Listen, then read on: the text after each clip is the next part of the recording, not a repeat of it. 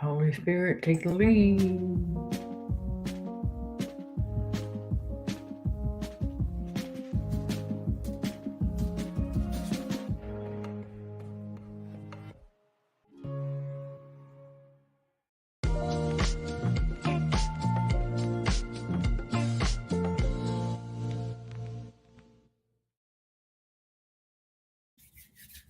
All right. It is Friday. Yes. It is Friday, and again, I wanted to get on earlier. However, since it is Friday, we good. All right, remember, anywhere between 2 and 4 p.m. for the Let's Just Chat Wednesday, Thursday, and Friday. It just depends on what else. Like today, I had a little bit of laundry to do.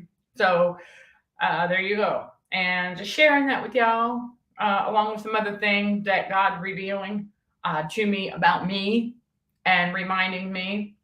And it's just amazing. It is absolutely fantastic. And He's also helping me work out some different things, as we continue to learn more about how God made this biological body. It's great. All right, but let those notifications go out. Okay, everybody. And as those notifications go on out, we're going to go ahead and do our usual check. Anywhere from 5 to 10 minutes, usually, from what I understand, that it takes notification to go out. And we're going to dive into a topic that I don't think really gets enough. Uh, I don't think it gets enough discussion. I really don't. I think that, we don't really. I mean, we know about this when it comes to the narcissist, right? It's like we know that they do the silent treatment and things like that as a form of punishment for no reason, that is. And so, okay, there we go. All right, double checking everything as y'all come rolling on in, because that's something that we learn is that these narcissists love to punish for no reason, right? And it always left us feeling awkward, right? Like wondering if we did something wrong. So that's all part of the head game that they like to play, like trying to make us think. Remember, it is a spiritual battle for the mind. And so we have to learn, oh, okay, that's what they're trying to do, because what a man thinketh in his heart, so is he. So, yeah, it would always make us feel a little awkward.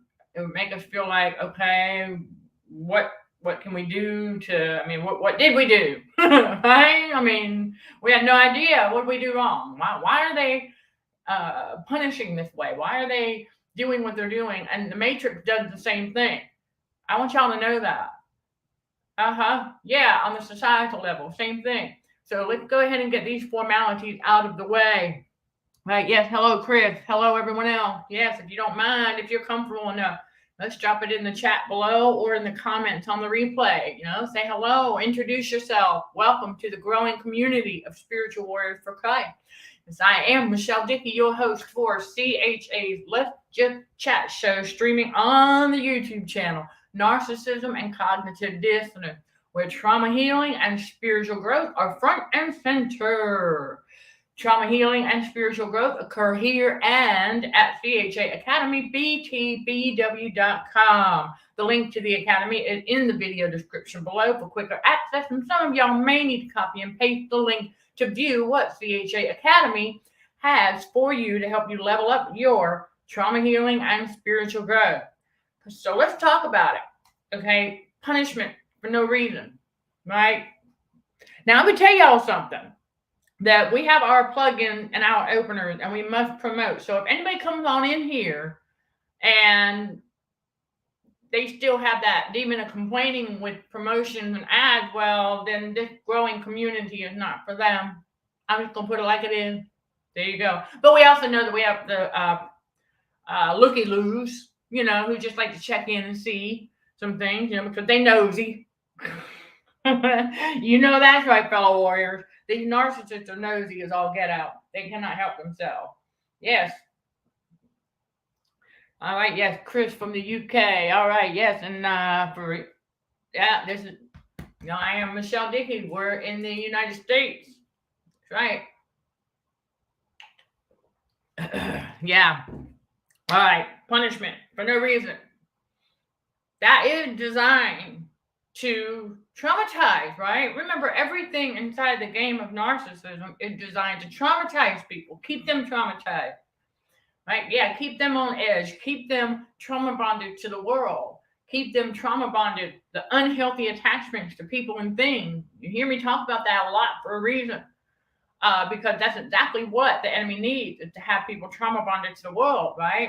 And so what we're witnessing right now, again, December of 2023, as we navigate, out there in the world, and we watch people, trampling all over each other for the, never mind, never mind. We're not going to get into that discussion. It's a pagan thing, anyhow. All right? It's all pagan. They don't even know it. It's witchcraft. So, that being said, punishment, right? Yeah, the enemy loves to do that. Love to like try and punish people because we don't conform to this world, or we're not following the crowd, or we're not. Oh, right. We're not spending enough money. Oh, of course we're going to get punished for that. Absolutely. Seriously. The enemy, oh gosh, y'all, the digital demon, they do the same thing. Look, algorithm update, come on now. All right? No, look, algorithm update, yes, there's two sides to that. There's the upside and then there's that downside, right? The downside being is that some of our channels and some of our content might get a little bit stalled here and there. But the upside is eventually the hashtags will come back around. So you just have to be patient, let it work its way out. But at the same time, that's the enemy, wanting to try and punish for not doing things the same way as everybody else, right? We're not supposed to. Yeah, okay. I could, go over to TikTok and explore a bit more. And I'm not saying that I won't, but some of those additional editing features that they offer and such. But right now, I don't have time for that. God says we don't have time for that. We have a lot on this board to get caught up with and let things catch up with us. We have a lot of fine tuning and tweaking and cleaning up to do. Plus, we are also in the season of self-care still. The extra self-care season is done. But we're still in a season of self-care, meaning I have to daily check in with God. Where are we at? All right. Where are we at? All right. You know what I'm saying? Okay. So I have to check in daily. That's why I'm so big on telling y'all the same thing. So you know where you're at emotionally before you start navigating out there, right? Know where you're at. Okay? Before you head out there. Because that narcissistic matrix is full of head games. And that's all part of it. The enemy loves to do that, right? I mean, after all, that is all he has is head games. So anytime the narcissist would try to, would punish us with silent treatment or whatever, they didn't get what they wanted, really, bottom line. Or like we're not doing something that they want us to do. We're not giving them the emotional supply or for whatever reason. Okay, it doesn't even matter, but it did, right? It played those head games with us. It made us think that we did something wrong. We had no idea what it was, right? Okay, so we would ask them, right? What would we get? Yeah. What would we get as a response? Nothing. Well, then why are you sitting there punishing if we didn't do anything, right? Or they might come up with some made up something or other, right? That we know, wait a minute, we didn't do that. So, yeah, it's just all part of that circular, that the head game, punishing for no reason. And so the matrix does the same thing. That narcissistic matrix will do the same exact thing with the love bomb, devalue, discard. We see it. Narcissism in action. So I'm going to give y'all an example here. Okay, that let's say, let's say you are paying for services associated with a particular, let's say, insurance, right? Okay. Well, we know in the game of narcissism, there are those entities out here who sell you those services and things like that. They don't want you to use them. Well, because narcissists are lazy, right? Well, I witnessed this, and I'm not the only one. Y'all know what I'm talking about, right? As one in that last environment, as one of them was passing away, and they had to start getting this equipment. They had to start using this service. They had to. I got that. Again, y'all, that happens when you hot bananas sitting over there. It is what it is. Okay. Eventually, I get them. Still long enough for me to go splat. Anyhow, all right. So one of them, get ready to pass away, and so they had to start using the services associated with the insurance. Right? They had to start utilizing what they're paying for. Oh, everything was fine and nice, right? Right there in the very beginning. All chipper. Oh, sure. Love bomb galore going on. I'm like, oh boy, I see where this is going. Okay, right? And so then as they continue needing the services they're paying for, right? So there's another part of that where the M matrix told them they needed to obtain this through their insurance, right? Okay, so they go and the insurance like, okay, well, the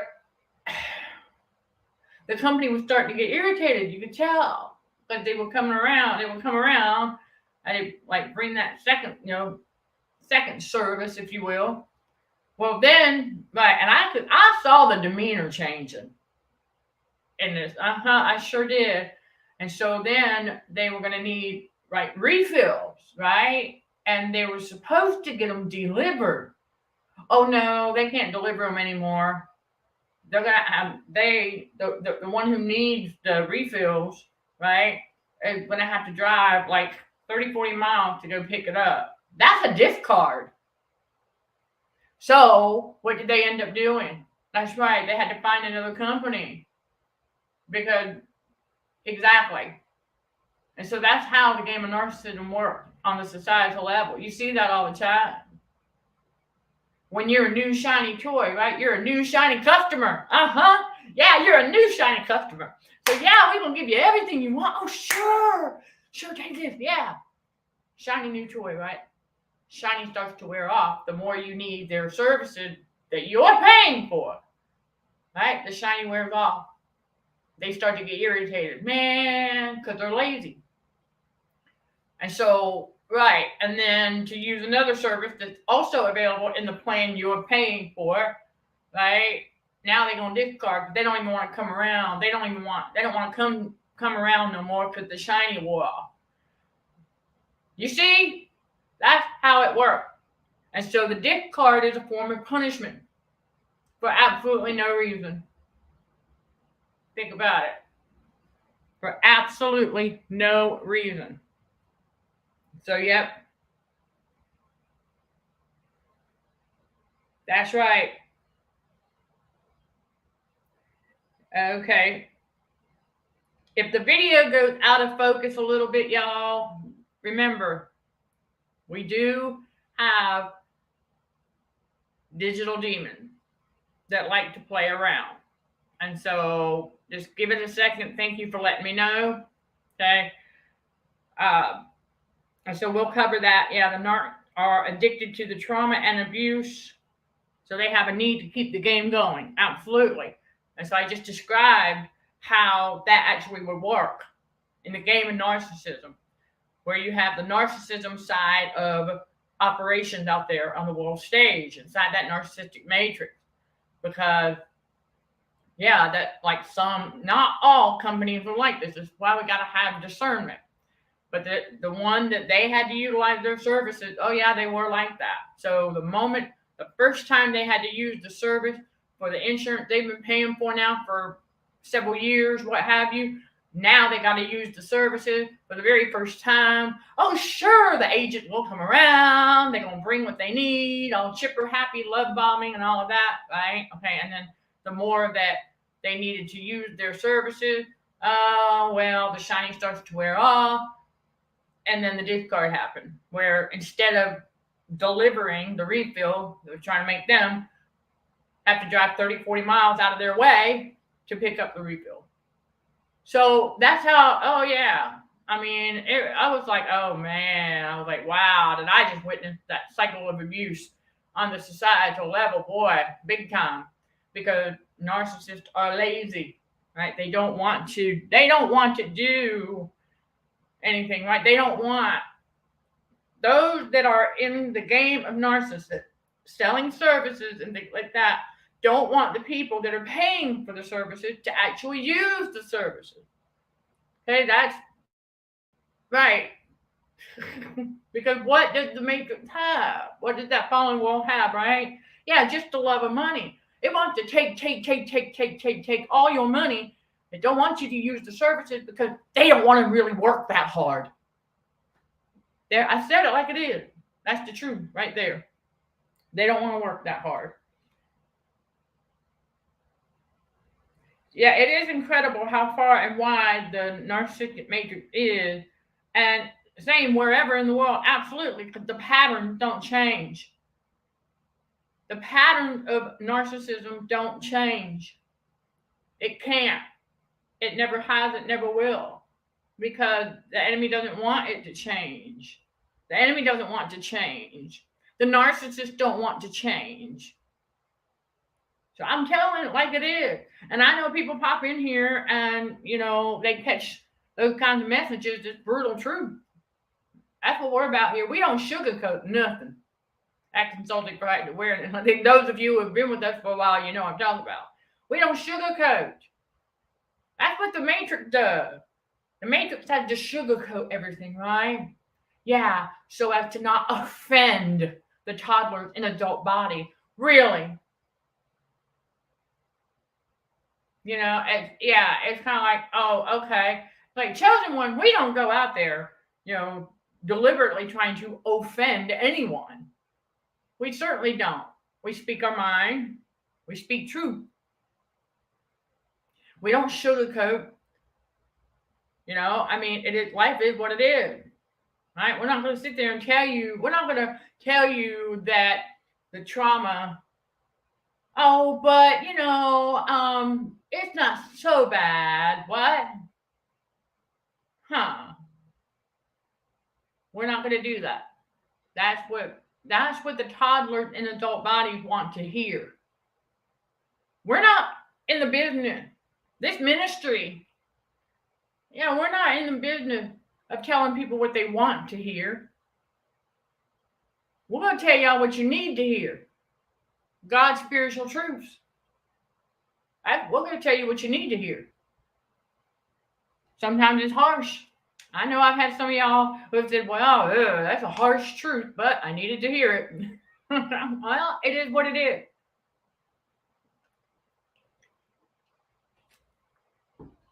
And some of y'all may want, when I give a message and you respond and you say, okay, that's something I needed to hear, or that's something that you wanting to hear, that's fine. But just know that I don't think deliberately, that's not how we market.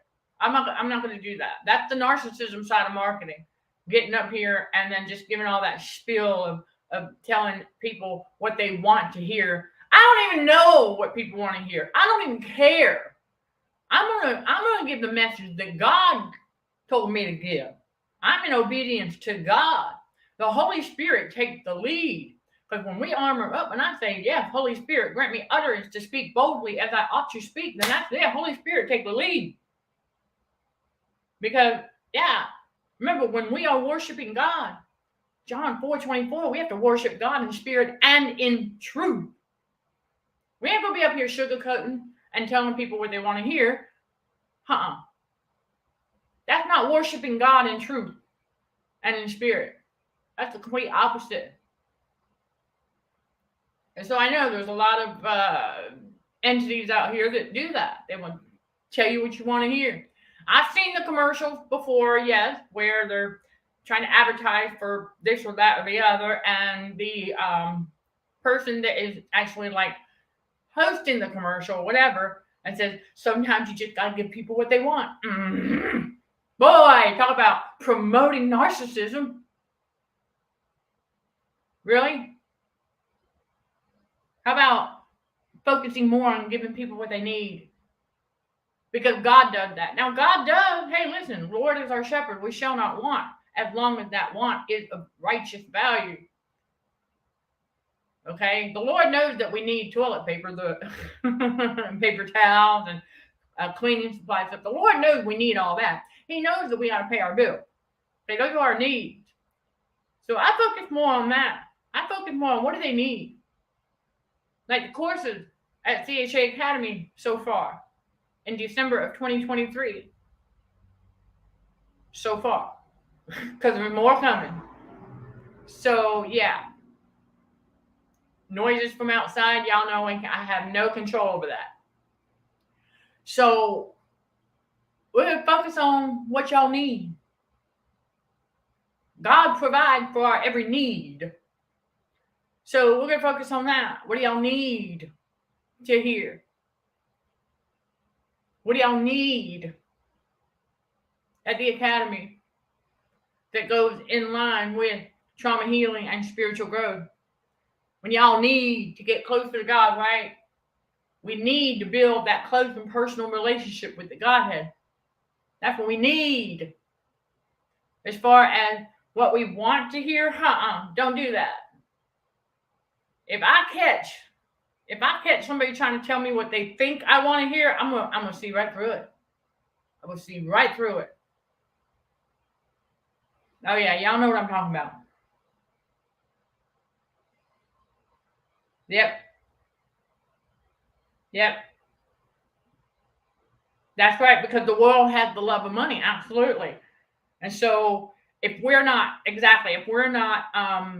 out there spending money, then the enemy will try to punish us for not doing so in various ways. And so all the entities that do that, they engage in the game of narcissism. It's such, right? With love bomb, devalues, and then discard. Yeah, it's like the vested interest. Yep, all down the line from top down, money talks. That's right. They just want more and more money, and they're never satisfied. Remember, the wicked are never satisfied.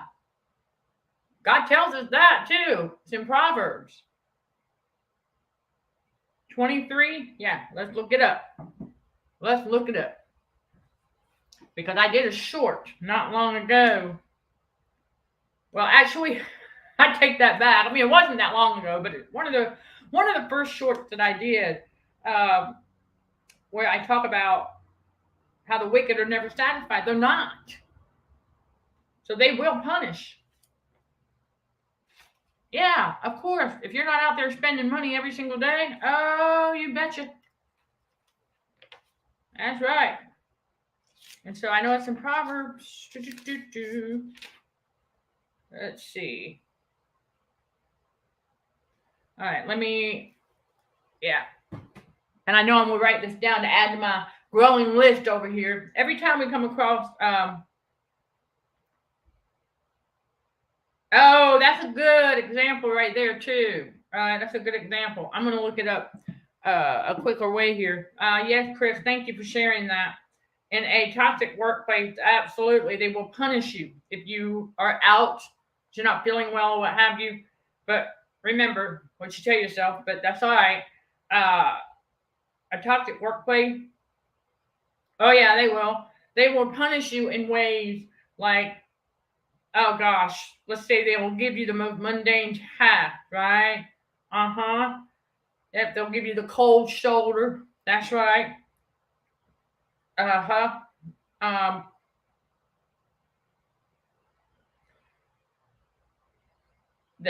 Oh my gosh, all kinds of things. Well, silent treatment, we know about that.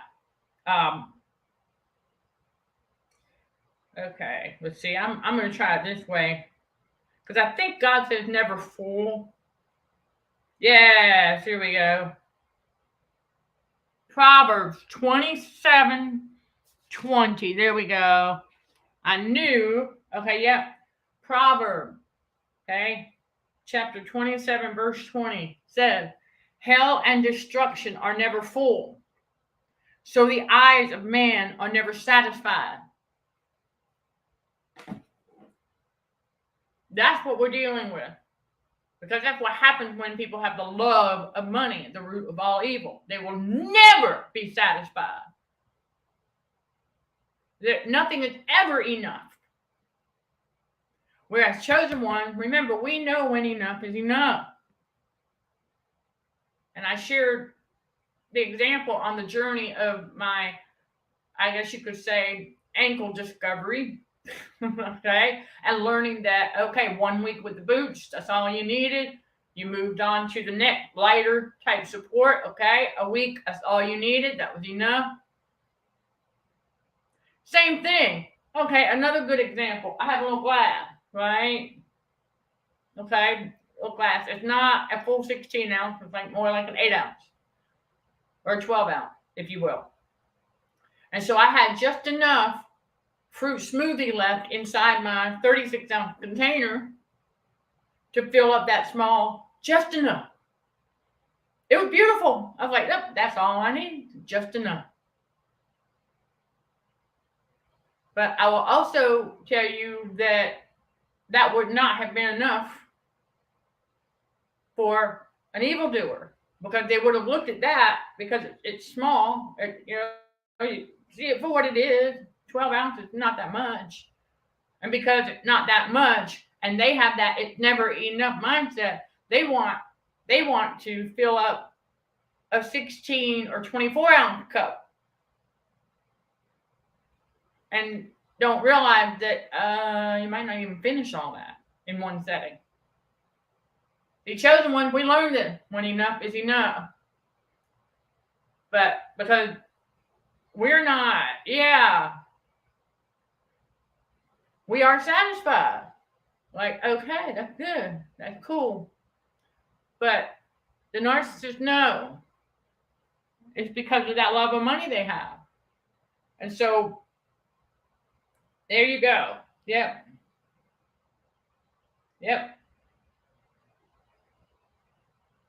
So, yep, absolutely abuse being wrong. There you go. Okay, yeah, what people need. That's what consulting for heightened awareness, that's what we operate under, is the need versus want. Okay, we have to really, we focus on the needs first and foremost. So,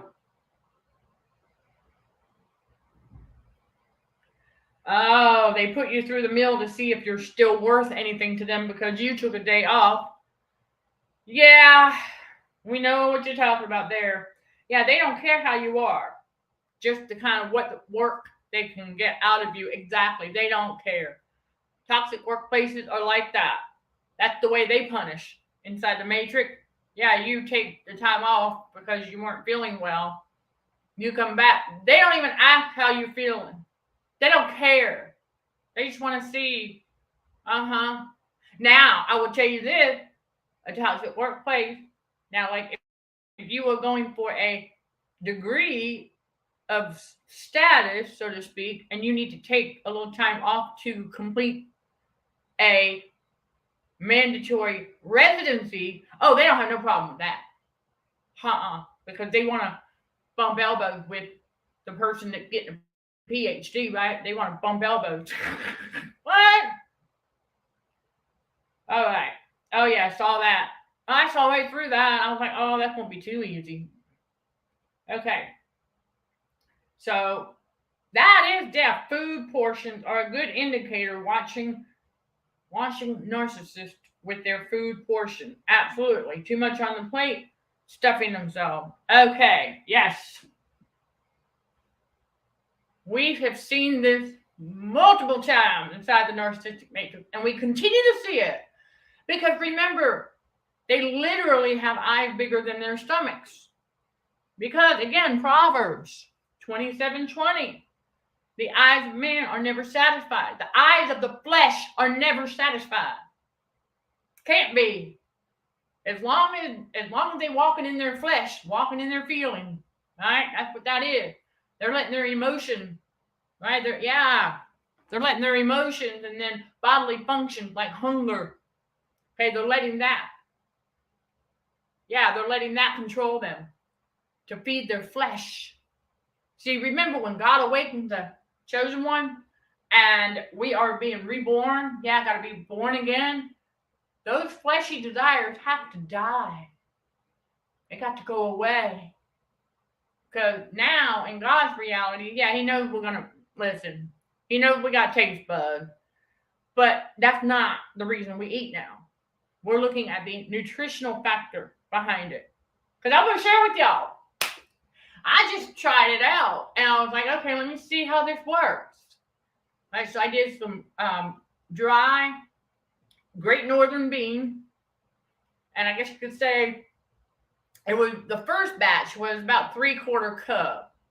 Okay. And for every 1/4 cup, there's 8 grams of protein in the beans, right? Plus your potassium and other nutrients. And so what I did is I cooked those down, got them soft.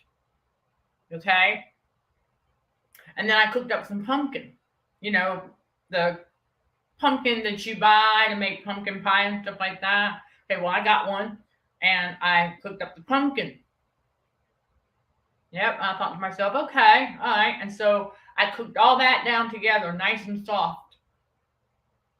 And then so I added a little bit of garlic powder, a dash of cayenne pepper, and a dash of onion powder.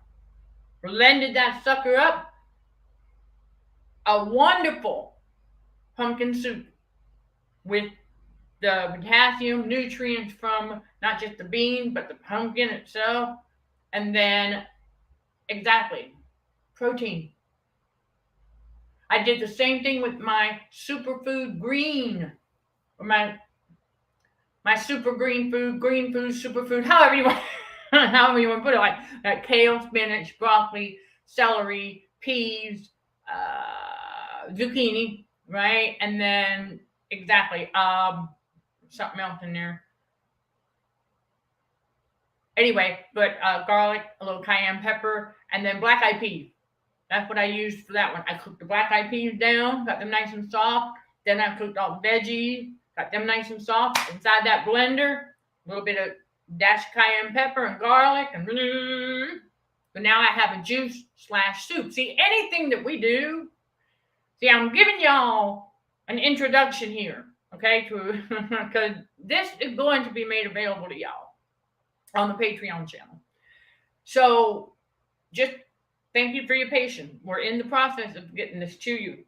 And it'll be on the Patreon channel because Patreon now allows for digital products. So we come up with a digital product line for you all on the Patreon channel. And so I'm just giving you a little bit of a heads up. And so because any of our fruit, well, now our fruit/veggie combo, those can be a juice or a soup. But if it's just pineapple juice, obviously that's just a juice, right? Okay. And then the superfood green food that I make can be a soup or a juice or a drink. And so it'll be thick enough for a soup, but let's say you just want a juice, you just want a drink. So you'll pour a little bit of that into the glass and add water. Ooh, there you go. Now you got juice. So that's it. So all of those, like the veggie, especially with the veggie, can be a soup or a juice. That's the beauty behind it. We're flexible, versatile like that. So there you go. And you get your nutrients and things. Okay? So we did that. The Holy Spirit needed me to tell you all that. It is what it is. And so we knew that that's enough. Right? If I've got the blender about half full, that's the point I was getting to. If I know the blender is about half full, or at least half full, I know it's going to fill up the container. Now, mind you, sometimes it gets past half full, so I have a little Tupperware container, which means I have some overflow. My cup is overflowing. Somebody put that in the comment. Yeah, say my cup is overflowing. Glory be to God. All right? Because we know, right? We're not living and walking by our flesh anymore. The fleshy desires, what have you, they're gone as they're supposed to be. Okay? Yeah, they're gone. And so, because the eyes of man, meaning flesh, are never satisfied. But the chosen one, when that happens, right, all things are passed away. Right? All of that stuff. Because we're not allowing our emotion to dictate our decision. We're not, we got control of ourselves. So for whoever needs that reminder, keep going. Because you will get full control of yourself. That's all you can do. All right? We can't control it. No. Got to get control of ourselves. And once we do that, fleshy desires, they go away.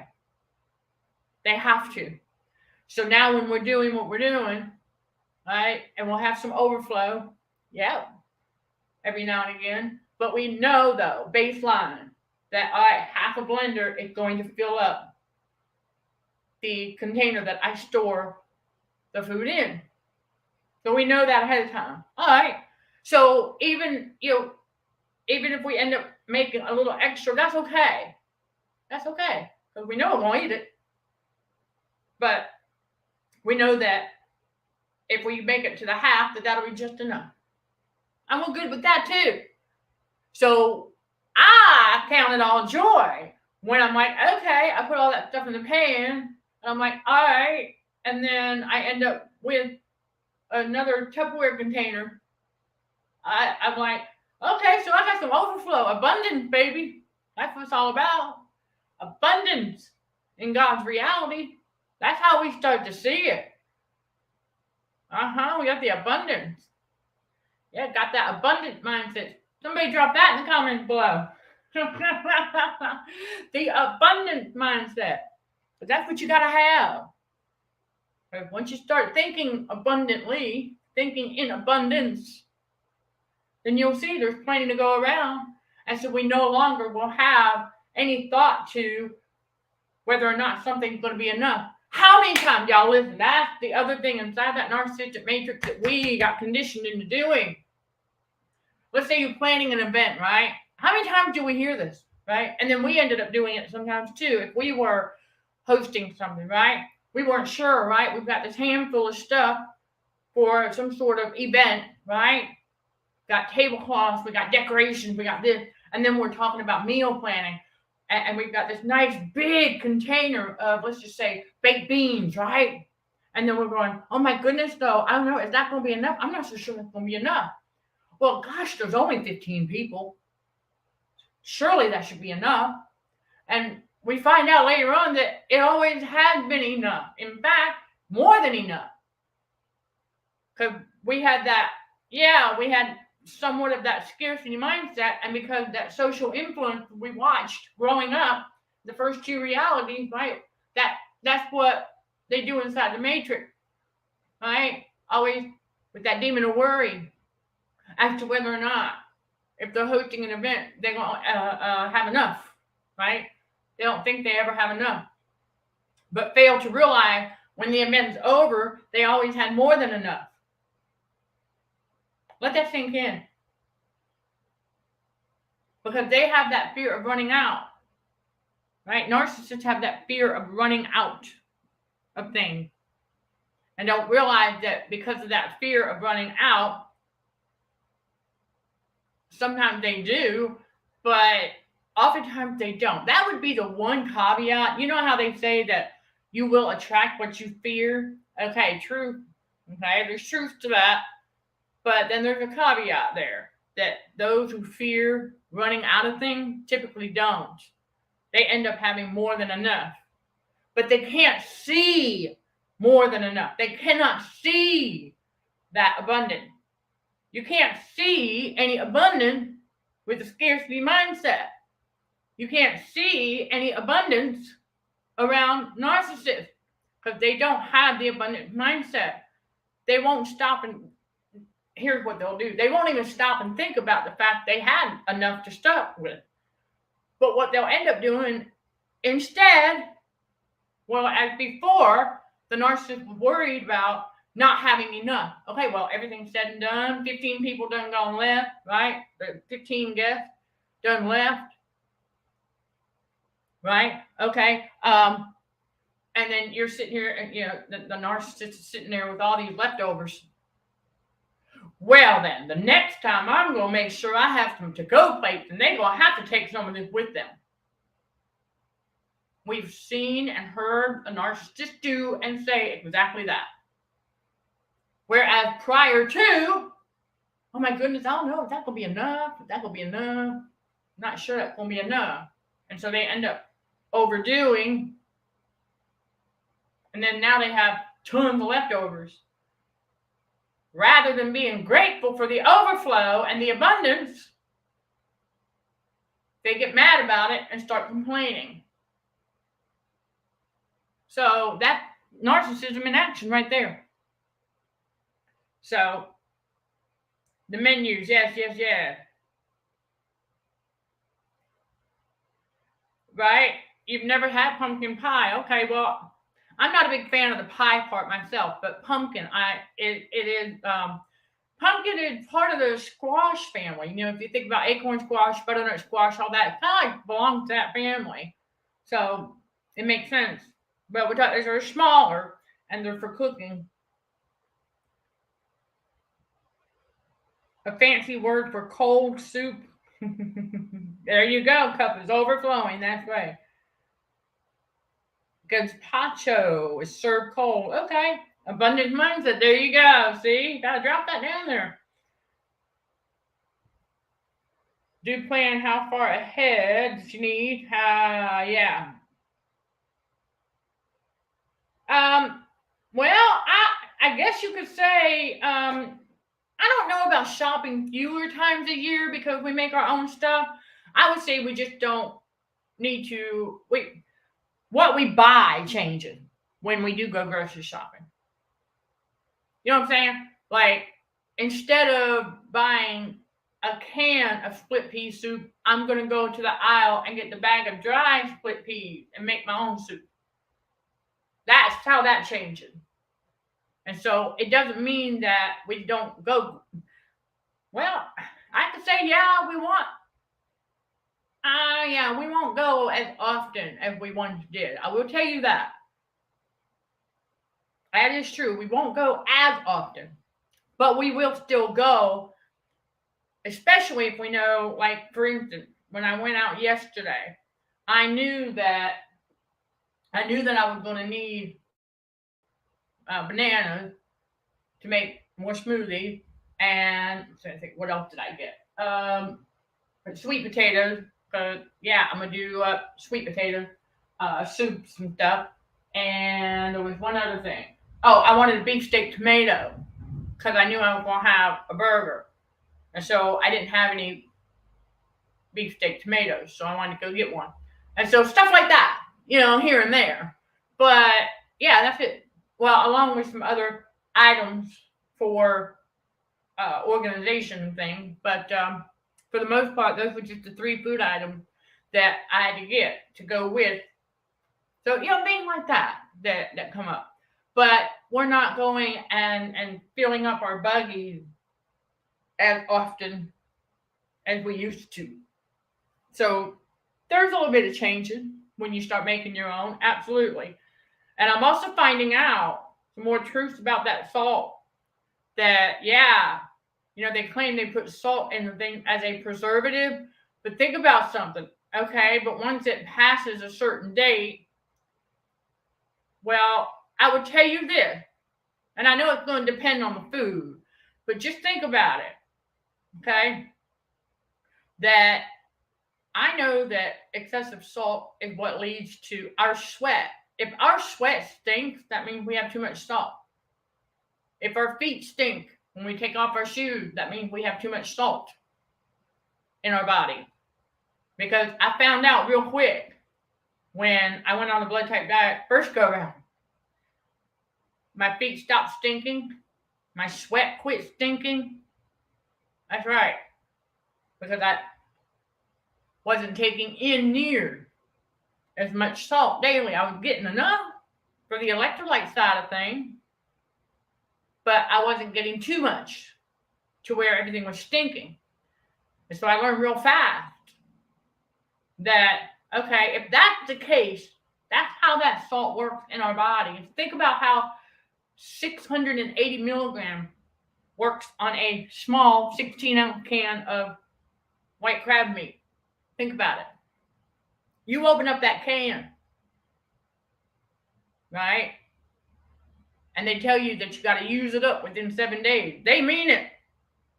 But that salt gonna turn that stuff. Woo-hoo! The amount of salt that they put in that little bitty can. And so if you are a daredevil and you find something, like that, or even a small can of tuna that's got 380 milligrams in it, okay, take it, right? Oh yeah, why would you want to pick seafood? But because I'm going to tell you, right, and it's got that expiration date. Wait, I would say wait a good few months past the expiration date, then open it. The reason it would stink so badly is because of that sodium that's in it, that 380 milligrams of salt. That's only part of it. But I'm over-exaggerating. It probably won't even take a week. But I'm just letting y'all know that excessive salt in foods like that as a preservative, that's actually what makes it go bad faster. I know some people will be like, huh? Because I remember learning about in forensic, they would talk about, and not to be gross or anything, but it's just a real side of things. I mean, my background is in forensic science, right? Forensic. So naturally, I'm going to learn about certain things that happen to a deceased body and things like that. Like if it's in a certain position, like how you would know forensically if the body got moved or not, right? Well, you focus on, well, where did the blood pool to? Because if they're laying on their back, but the front side is purplish, well, that means the body got moved. Okay, there's other factors that go into that. Because, right, well, I mean, a dead body, the fluid and blood and all that's going to pull, right, into the direction where so the body was on its front side, on its stomach, wherever it was that the thing occurred, right, wherever they died or were whatever, forensically speaking. But when detectives and law enforcement find the body, it's outside under a tree on its back, but the top side, right, y'all get the idea. But then over time, it starts to smell. Well, part of the reason it smells is not only different chemicals inside the body, but salt. Salt stinks after a while, especially in excess. So there's your additional food for thought, anybody. That right there definitely seals the deal for, I'm going to reduce how much salt we're eating. Hold up a second. Because I had a dish towel that, because my hand, when I first started reducing it and it started coming out of my hand, so I had to wipe my hands on a dish towel quite frequently. Over time, it started to smell like I was like, ooh, salt, not good. But you got to think there's other things involved in that too, when we talk about radio frequency and stuff. So there's other things, but I'm just letting y'all know. Yeah, rigor mortis. There you go. How long since death and such. Yeah, odor as a litmus test. Exactly, like we talked about on the Patreon channel. Yeah. Right. Change of food items more for home cooking. Absolutely.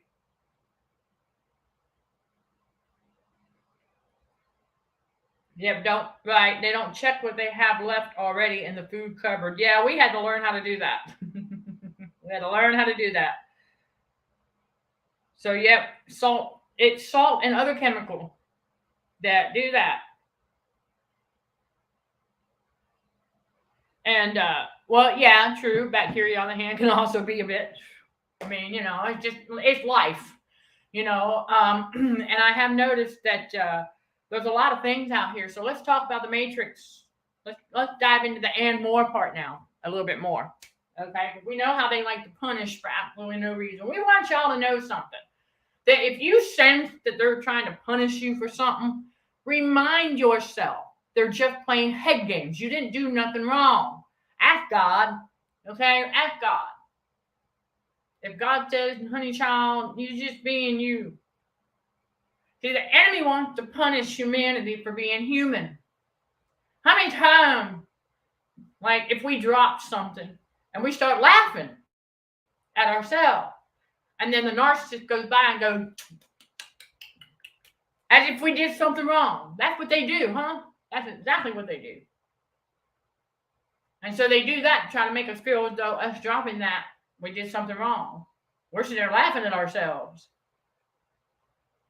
They don't understand that because they don't have any humility. All right? And they themselves get mad at themselves when they drop something because remember, they are always seeking perfection. But also, if you see a grown adult get mad at themselves for dropping something, that lets you know that that's what happened to them as they were growing up. Is that others around, other narcissists around them, chastise them and abuse them for dropping stuff. Don't feel sorry for them, no. But it just gives you an idea. And we don't let it, okay? So there you go.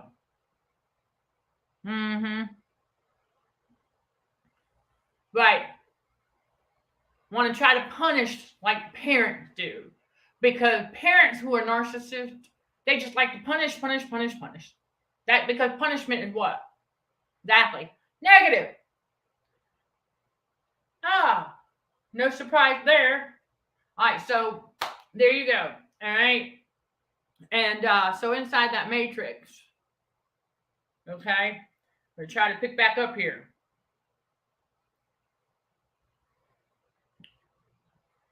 So we, chosen one, end up taking on somewhat of a parental role out here. We didn't sign up for it, but it is what it is. And so there's something else I want to share with y'all. And we're still analyzing it. And I'm going to, once we get ready to analyze it a bit further, it'll go on the Patreon channel, but I'm going to give you a heads up. I learned something about these smoke detectors. Number one, now I don't know about all houses, but a lot of times you'll find a smoke detector relatively close to the area where you'll be cooking. Why do you think that is? Think in terms of radio frequency. Exactly. Because every time that thing goes off, we learn real quick that the narcissist will be the first one to complain about the smoke detector always going off when someone cooks. And many times, we fell for it too. I know I did. Where we used to say, hey, where's that smoke detector that has a button we can push that says I'm just cooking? That's a way of making it light and trying to be funny, but it is a subtle way of complaining. And so we got to stop. Because here's what they do. And listen, remember, inside that matrix, they don't ask questions, right? These workers and people who install things and stuff like that, they're just doing what they're told. They don't ask questions about nothing. But God revealed this to me. Remember the fire drill, right? For those who have not heard about it, more about that on the Patreon channel as well. But there was a thing in here that I was like, that looks like a speaker of some kind. Well, no, we realize what it is now. It's for a particular type of sound that is very much like the fire drill sound that we heard in elementary and high school. Okay? Classical conditioning. All right, now, this latest. All right, I go to the bathroom, and the smoke detector is, well, the kid. Okay, it's pretty much in line with where the oven is. Okay, and I don't even know. I have to measure it, but maybe a good 6 to 7 feet, something like that, away, but not very far. Close enough to go off if need be, right? Okay. Well, and the bathroom is right on the other side, so I can still see it. Around 5:30ish, 5:30 p.m. 2 beeps, and I was like, "What?" I wasn't cooking yet. Okay, and then I was like, "Okay, hold on a second." I was like, "I see what's going on."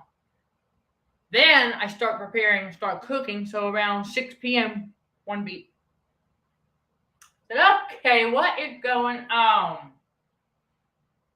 I'm cooking dinner and preparing. I'm like, hold up a second. This is a frequency blast. I was like, oh my gosh. What have we been dealing with? Okay. All right. Cooler temps outside.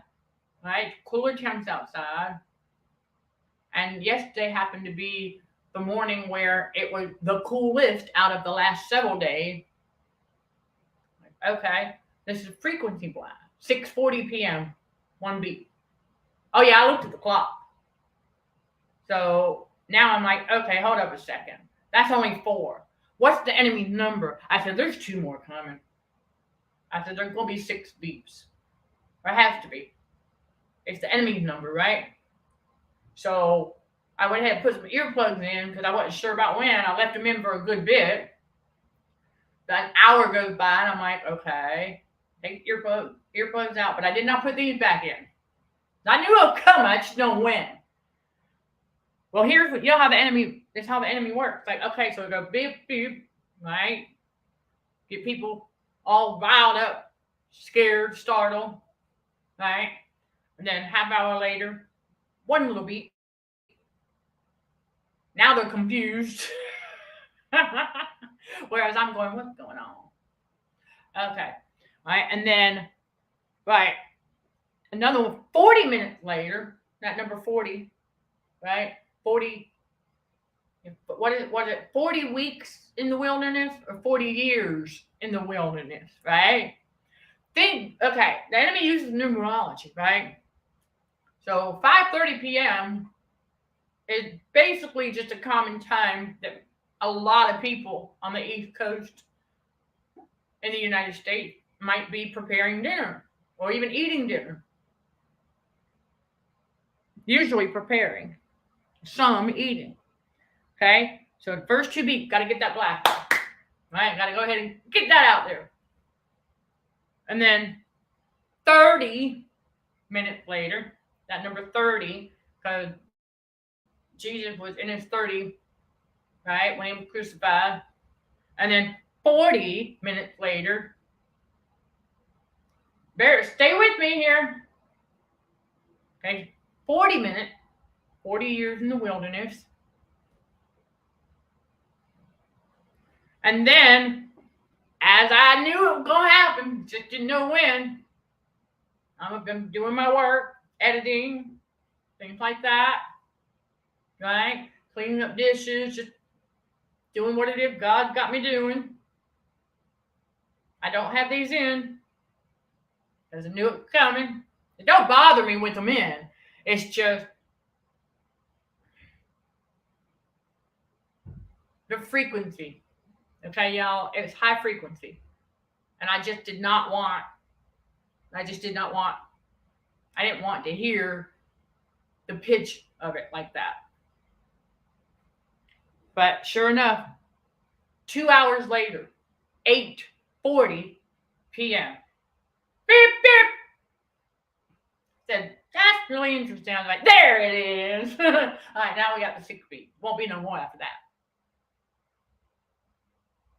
So you might be asking yourself, okay, 2 years. 2 hours. 2 hours later. Still, at the 8:40. Well, that's just a 2 hour mark, but the number 2 is significant. Second resurrection. Don't let that sink in.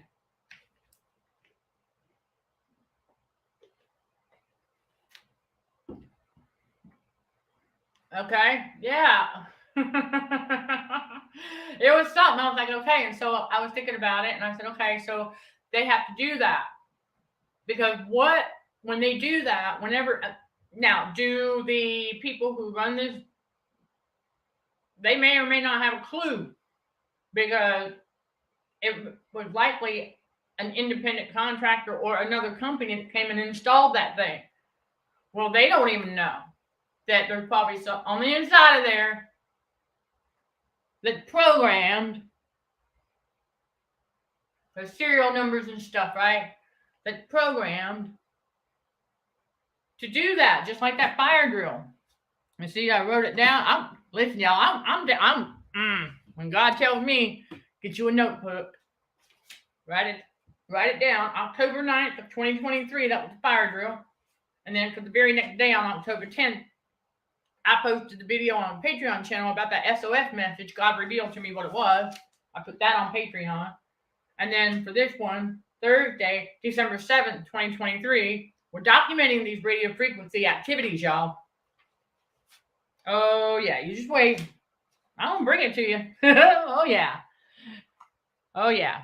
God said we need to document this stuff because the enemy needs to do that. Remember, he's got to keep people poisoned with radio frequency, because that way, well, it's part of the programming. It's part of the classical conditioning, but it's also part of the head games, right? I mean, I can only imagine that happening in every single unit in this complex at the exact same time, which is likely. Very likely. How many people would be confused? The initial first two beeps would get a little bit of a ride. It will get their attention. And then 30 minutes, and then easily forgotten, right? And then 30 minutes later, one beep. Wait a minute. Now they're going to be confused. And then, oh, well, it's all good now. 40 minutes later, another one. It'll make them jump again. And then another hour goes by. Like, maybe they're not as confused now. But then you got to get the final two in before the evening as it cools down outside. Yeah. That way, if you have any metal fillings in your teeth, if you have any, if you have any metal whatever inside the body, that was enough frequency to cause a dull ache. When before the first two beeps, you were feeling just fine. You were feeling just fine. So I share with you all, yeah. Metal filling inside the teeth, right? In a tube. I was like, hold up a second. Wait a minute. No. I was like, Heavenly Father, I said, what do we know about radio frequency poisoning and what it does? Exactly. It sends out just enough frequency to activate a dull ache or what have you from a previous. Okay, think about it this way. The dull ache that was associated with the reasoning behind having to get the feeling in the first place. The exact same.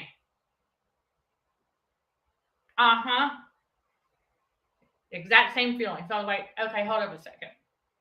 Because before I went to the bathroom, all day long, we fine. I'm eating walnuts and almonds, raisins, right? Had a hamburger, right? Doing just fine. The third beep, after the first two, it was like a slow onset. And then the third beep, like, hold up a minute, hold up. Now, after the fourth beep is when God said, yeah, you see what's going on, right? Because that way, for anyone else who's not aware of that, doing that, and that it's the the frequency that's causing that to act up when there ain't nothing wrong with it to start with. Right? And so, of course, discernment, you all. I'm just saying, in my circumstance, we know what's up. And so with just enough frequency to activate the metal particle, that we've been breathing in with that colder air, right? Yeah. So you'll feel pain. So if you had any past injury somewhere, remember that's where the metamolecules are going to hang out. So, and in fatty tissue as well. So don't forget that. That's why if you do have fatty tissue, let's say around your midsection, and it's really, really hot after something like that, that's because the metamolecule and the salt that's in there just got heated with the blast. Okay? Again, this is not a secret, y'all. This information is out there. I found the article, and God just got me doing the analysis. Me using my own experience in my own body, because we know what's up. And now y'all do too. This is why we're big on the awareness and things like that, because we realize, oh, that's how they all get perfectly programmed.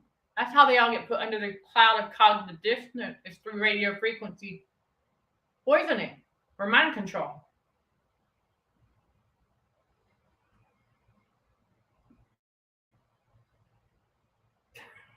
That's a good way to put it.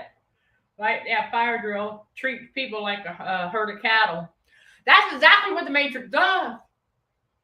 It treats people like a herd of cattle.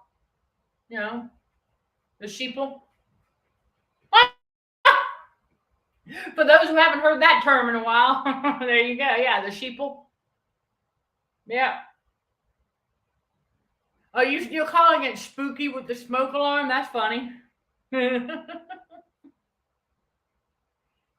Okay, 40 years wandering. Thank you. That's about that. 40 years in the wilderness. Right. I went there too. Yeah. It's same thing. Yeah. It could be on a timer. And that's what I'm thinking.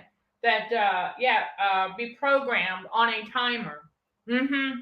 Yeah, exactly. Exactly. So, like, it would be pre-programmed, because I don't know how they would be sitting at a switchboard and know that, oh, on this day they need to. Yeah, no, nothing like that, because of the way things are. The technology today, things are programmed. The way things are programmed. Yeah, exactly. I would say that there's something in there, because think about a computer. Right? How small our PCs can be now, like iPads. I mean, they do so much, right? Okay, so it could be something, so small that programmed to set that thing off intermittently like that on a timer. Absolutely. Because, see, I remember seeing those timers, old-fashioned timers, that the ex-psycho was using to blast out with the 2 Wi-Fi antennas that he had installed, right? Yeah, in areas in the backyard, in the back of the house, where not easily accessible. You had to have a ladder, and you got to know what you're doing, right? So we had a sine wave come down on the chair on the porch, right? I remember. Okay, so yeah, and so when he did that, underneath there are ledges, where they're supposed to be bushes and plants, right? But on the brick there, right, underneath the living room, or the sunroom, if you will, on that side, I remember walking around. I don't recall exactly what it was that I needed to do out there, but I remember walking and I looked over, and there was this little old-fashioned timer thingy. Yeah, it was an old-fashioned timer.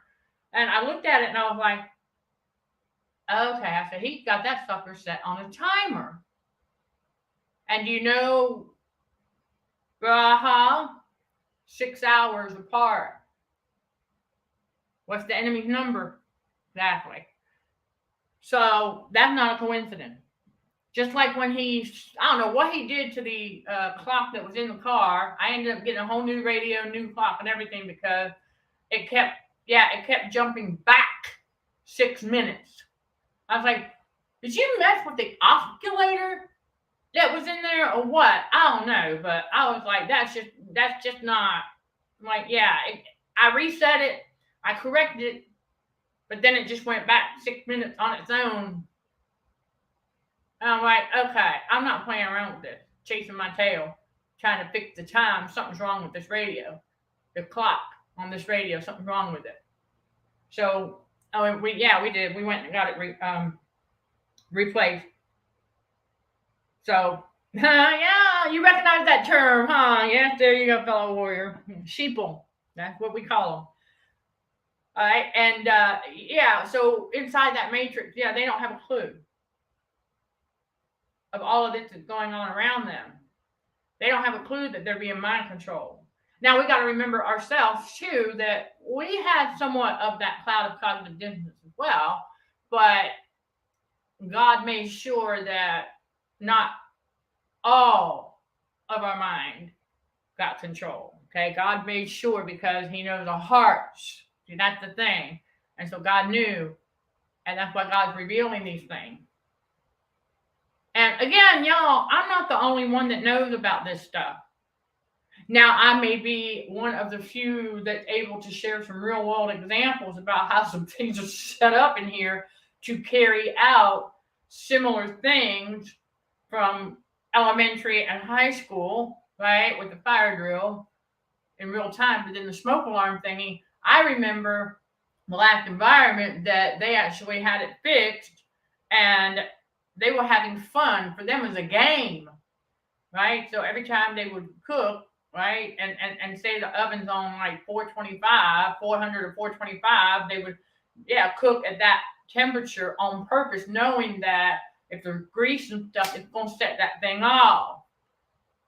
And it gave them something to complain about. But at the same time, they were contributing to, right, adding frequency into the atmosphere. Let that sink in. And so that's what that was all about. And then have people chasing their tail to run over there with a broom and fan the thing, right? Stupid. But it's all a game to them. Because the enemy has control of their mind. The enemy is all about that radio frequency. He wants to get as much of it in the atmosphere as he can. He wants to get as much of it into the environment as he can. And now we know why. Because the sheeple and the sleepers are not even aware that they're being mind controlled by that. So we have to be, keep that in mind, everybody. And then the enemy uses the radio frequency as a form of punishment too. Unfortunately. Think about electrocution. That's a form of punishment. So there you have it. Right there on the world stage. On the societal level. How the enemy, the devil, is utilizing radio frequency, not just as mind control, but to keep people electrocuted as a form of punishment. Let that sink in. But see, here's the thing. God's chosen one, when you get that heightened awareness about it, it's not going to have the intended negative effects anymore. You're just going to get more aware. Like when I discovered the battery-operated devices I was using for grooming, I realized I only need one little thing. Why'd I have all that? Because I realized that using one thing for the brow was only taking care of the surface to groom the brow area. It was only clipping and cutting at the surface. So I had to use that battery operated every day. So I'm contributing to my own electrical shock. Right? Why am I going to do that? Now I'm aware of it. Why am I going to keep doing that? I'm not. I went in the trash. Handy dandy tweezers. And I only have to do that, once a week? Hello. Because when you tweeze, you actually get the whole thing out from the root. Whereas if you're using that battery-operated thingy, then it's only going to, put a Band-Aid on it, right? So you have to use it every day. So it's why are we going to do that? Once we become aware that we were participating in that, Same thing with the electric toothbrush. If you got metal in your mouth, why? Why? See, I had tested a theory. I got a regular, back to basic toothbrush, regular brushing, and then I used the electric. Because, it claims to clean better. No, it's all on how you brush. That's just for whoever needs it. Because when we realize, because what that does, anytime your body receives some form of electrical shock, your autonomic nervous system is going to respond automatically based on what it's familiar with, what it associates a particular action to, right? Remember? The fear-mongering, to keep people living in fear. One of the well-known fear responses that the autonomic nervous system knows about, as I talk more about it on the Patreon channel, is when you are faced with fear, one of the first things that tightens up is the backside, the buttocks. And that basically interferes with proper circulation, oxygen to the brain. Okay? Your body's autonomic nervous system automatically does that. We're not necessarily aware of it until we become aware of it. Because even after I got rid of those devices, I got to share this with y'all. After I got rid of those devices, right? That area associate the right hand movement as I'm going to put my, that's right, brow color on until it realizes, oh, okay, that's not an electrical shock. And then it relaxes. Just that movement alone. The autonomic nervous system. And I was like, why are you doing that? So it has to unlearn that association. That's the type of stuff that God's been revealing to me about myself. And so for some of y'all too now. Oh, I know this is deep. This is deep. So it's like once I learned that, I was like, okay, so how can we get that to stop doing that? We have to get that to stop responding that way to this movement. And God told me, he said, you give it time. It's like anything. He said, over time, it's going to start to recognize that when you do this, that it's no longer sending any kind of shock. Once it can recognize over time, keyword over time, once the autonomic nervous system can recognize over time that you're not right, that when you do this kind of movement as you're painting your face, because think about it, that movement also was associated with taking that battery operated brow thingy and autonomic nervous system just tighten right back up. And so oxygen still gets to the brain, but just not as well as it should. So God said, just give it time. So he's stretching it and stuff like that. So it's over time because it's already doing that. Like when I go to the mirror and I go to, I put my foundation on and then I'm my eyebrow, right? And I know that I'm watching, I'm paying attention. Because as I go like this and it tries, I go, oh, because it's not exactly. I was like, no. So it's kind of like a mental thing we got to do as well to help it unlearn that association because I no longer have that device. So there you go. For anybody who needs that tip, that's just to give you an idea of the heightened awareness. Once we become aware that we were participating in our own radio frequency poisoning, why are we going to keep doing it? I mean, I would say that's as well, right? Why are we going to keep doing that? You know what? Ouch, untweezing. That's what I was thinking at first. But God reminded me that, honey child, what were you doing before you even learned about that device? You were tweezing them. It didn't bother you none. So why you gonna let it bother you now? That's God talking. I was like, oh, that's true. He said, just make it quick. Boop, boop, boop. We get used to it. Get used to it real quick because that's what we were doing before, right? So there you go.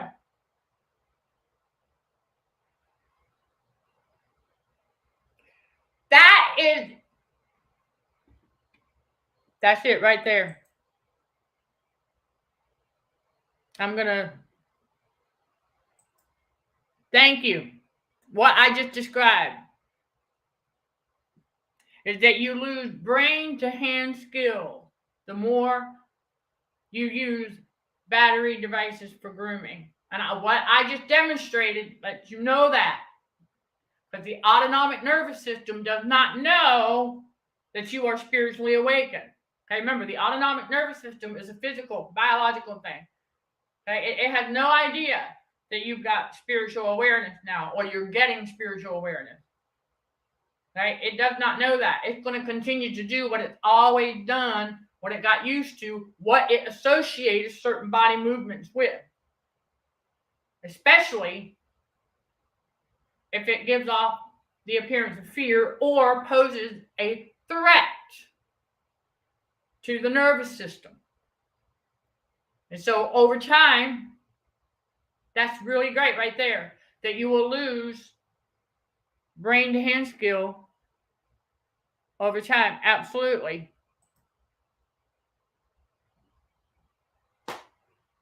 Spot on right there. Because you're giving yourself minor electrical shocks. There's nothing wrong with going back to basics. We have tweezers and a regular old toothbrush that clean just as well. And so I'm going to bring y'all more stuff. And I go more in detail about a lot of this on the Patreon channel. And we continue to bring you God truth, real world connection to the spiritual realm, and how the enemy uses radio frequency in a number of ways on humanity.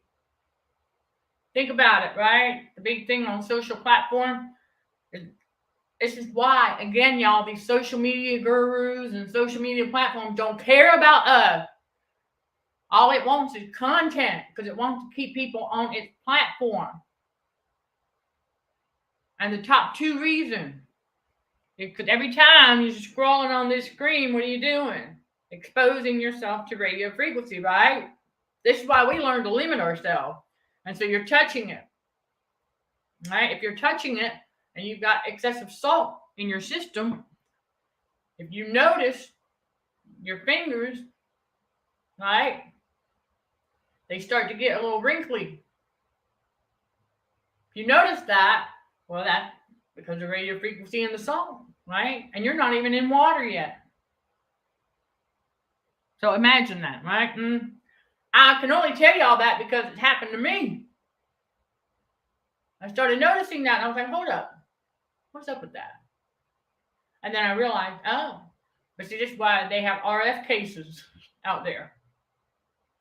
Or EMF protective cases out there. Of course they do.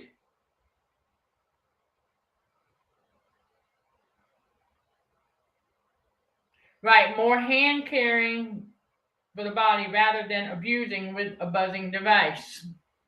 There you go. Regular old 3-blade razor. I get it by a tub, right? I'll put some lavender chamomile body wash and a little bit in there. So if I decide I'm going to soak my feet, an old-fashioned shave. We don't use no electric razors. Nope.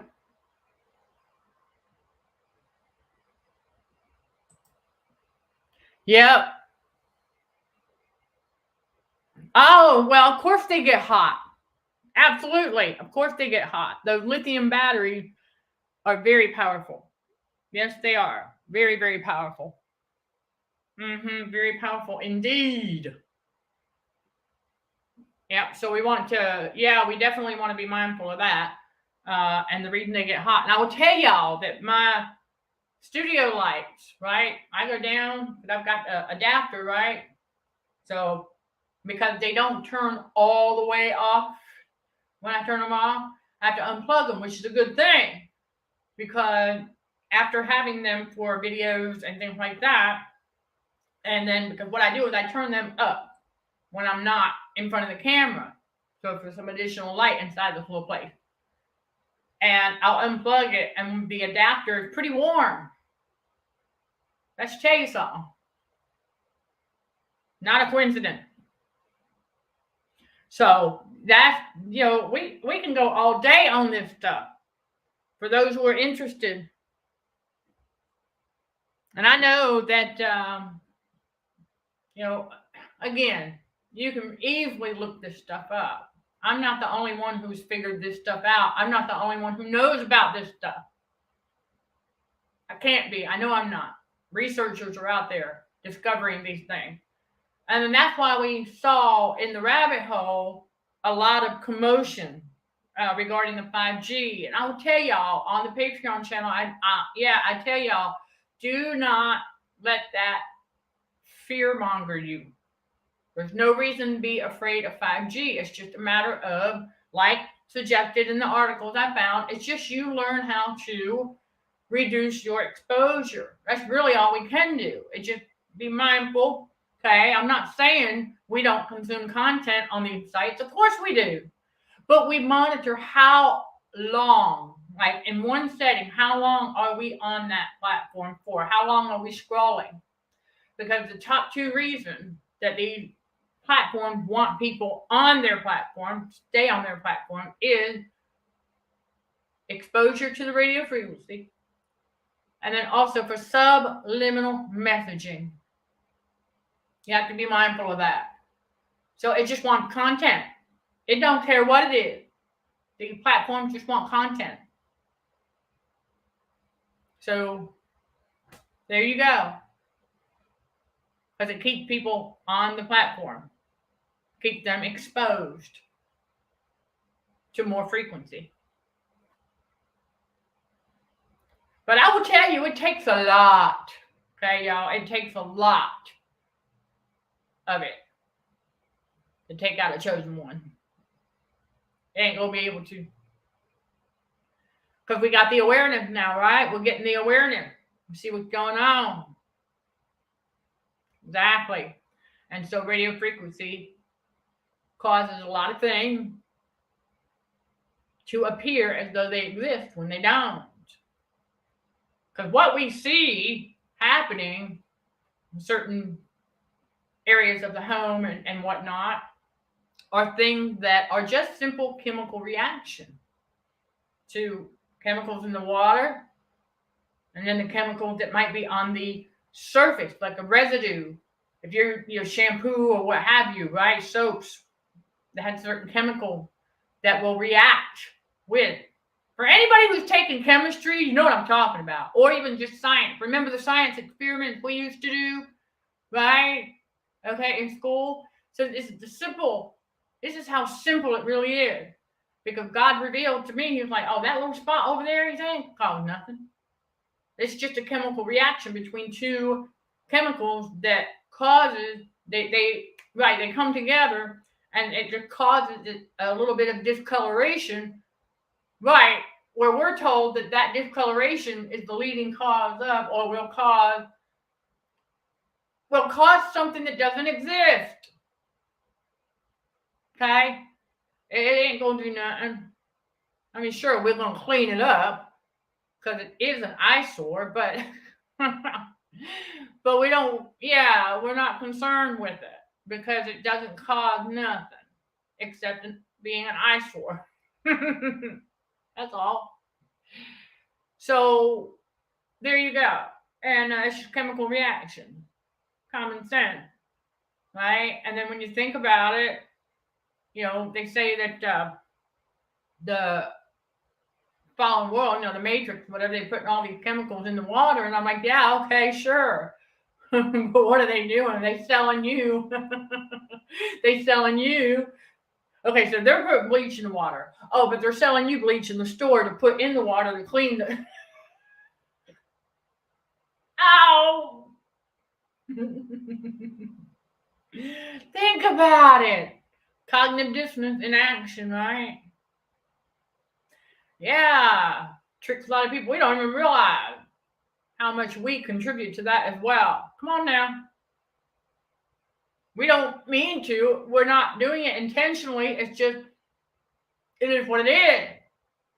We're not trying to, but you got to think about it. Okay, so they just put a nice big black chlorine in the water, right? Because you can smell it whenever they do that in places that do the chlorine. You can smell it. At least I know I can. I know y'all can too. So you can smell that chlorine when they have revamped. And let's say a week or so, just 2 weeks later, you start to notice that discoloration around the toilet bowl. Oh, better get the bleach. The very thing. Okay. Now you're gonna put you gotta get bleach to clean the discoloration.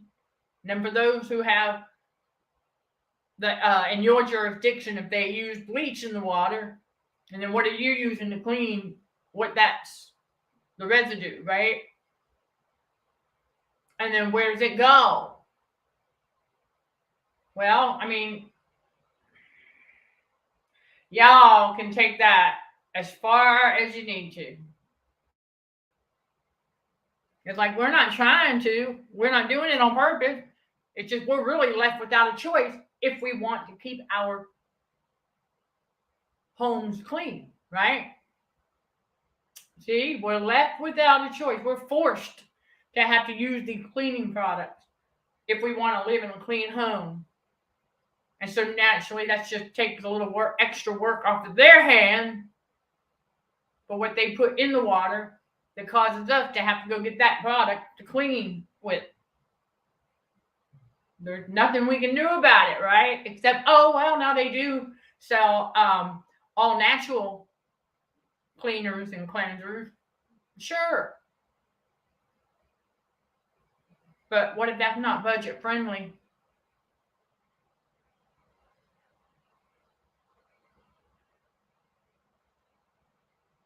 Yep. Then you have to buy the bottled water. Absolutely, I know. And the plastic weight. And so I have asked that too. There you go. What did people do before bleach ever came along? That's a good question. What did people do? Because I've asked God.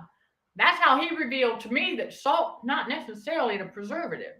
It actually does the opposite. Remember, everything inside the matrix does the opposite of what. Well, okay, I take that back. Not everything. Remember, 80% deception, 20% legit. God tells us, be not deceived, right? Okay, there you go. So 80% deception, 20% legit. So, right. So you got a lot of things inside the matrix that do the opposite of what they claim to do. And so that's why God said, yeah, a lot of the salt that you find inside, right, claiming to be a preservative. Because I will tell y'all something. I have gotten some all natural foods, right, delivered. With fruit and nut, like a fruit and nut bar with just 3 ingredients, no salt, 24 bars. They last a good while. So think about that. And then I also pulled up the recipe for homemade mustard, right? One that makes about, I think it says 6 ounces or so. I would double it, make 12, okay? So for 12 ounces, and it doesn't call for salt, and it will store in the refrigerator for 3 weeks, up to 3 weeks, if you don't use it up before then. So God revealed to me, it's like when you start making your homemade stuff and you're not piling in a bunch of other ingredients and chemicals and a bunch of added salt and stuff like that, that it's going to last you a lot longer than you think.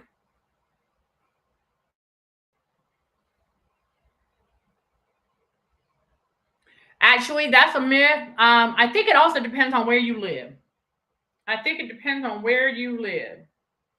I'm going to show you something if I can get it in here. Okay, y'all, while you're here, I'm going to show you. Let me see if I can't.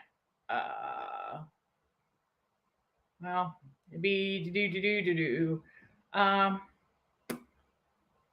don't know if it's in my photos yet or not. I have to check and see. Because I typically try to keep, just minimal devices on Wi-Fi when we go live. Okay, let me see what we got here. Ah, yes. Okay, let me see if it'll upload that way.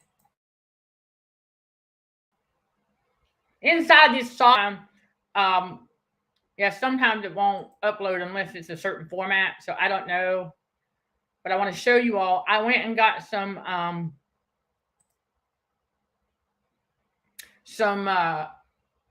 dry bean.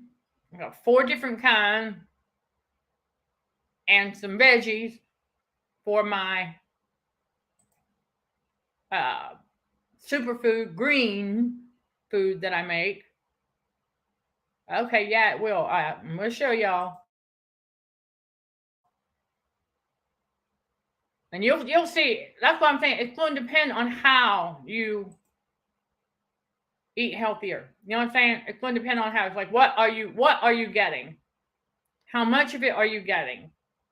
If you're feeding just yourself, you have to really keep that in mind. You got the abundant mindset, right? So here's one,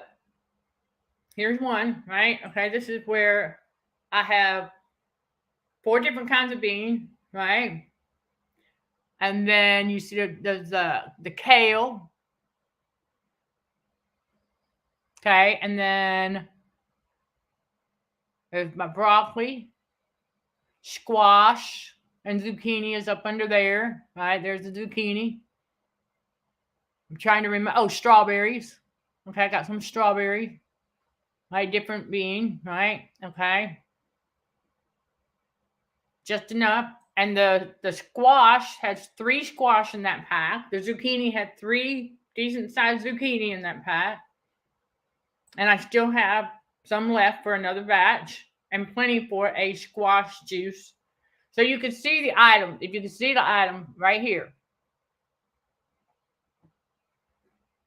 It's not more expensive to eat healthier. It's in how you do it and what you're making. It's really the bottom line. So I just wanted to show you all that. That's why I took those pictures, to show you all that it's not. The enemy wants you to think. Now, it depends, though. Okay, like I said. And it depends on where you shop. That store right there is considered more of a high-end store. That's what it's considered. Okay, more of a high-end store, because it does have, it has more of our like specialty foods, like gluten-free, dairy-free, like that. Okay, but if I'm going just to get the raw material to work with. I'm gonna come here. I'm gonna cook it, right? And so those 4 bags of beans haven't even been opened yet. I got them because we're now adding beans to our soups and to our veggie juices. And then like I have canned beef, like cranberries and beet juice that has red beans in them. So it can be a soup or a juice. I'm just giving y'all this, okay, on how we are. And that right there, it's giving me that little bit right there, those beans and the veggie, that kale and stuff. I have half a bag left. I just made a full container with the overflow, right? So I finished the overflow, and now I'm into the container, but I've only had 1 serving out of it so far. but I still have 2 things of zucchini. Got the squash. I got half a bag of kale left. If I want to add spinach to the next batch, I have frozen spinach in the freezer. So you see, it's not like I have to run to the store. Now, if I want celery, then yes, I will have to go to the store. So it just depends. We don't have to make the exact same green superfood every single time. If it's not time to go to the store yet, and we've got just 4 items, okay, and then what bean do we want to put with it? Okay, maybe we'll do black beans this time. Soak them overnight, cook them down, and use what work with what you have. You don't have to go running. You know what I'm saying? I'm just giving y'all the visual and how you do it. So you can still have another batch of green superfood. It just might not have celery and zucchini in it this time. Or it might not have celery and green peas this time, because that's the one in there got the rest of the green peas that I had. You see? Because I was going to get another bag of green peas last time. But God said, honey child, use what you got first. I had half a bag left in the freezer. He was like, use that first. I said, now I got green beans in the freezer too. So there's a substitute, right? I mean, you change it up. It don't have to be, that's what I'm saying. There's no lack in the kingdom of God. Y'all see where I'm going with this. There's no lack. And so I'm making sure I get a little bit of protein and extra potassium inside those veggie soups and stuff. So I just wanted to show you all.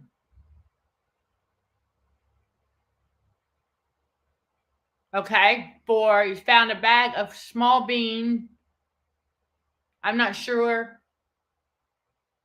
Well, it's also going to depend on, right, how you shop, where you shop, how you approach it. All about mindset.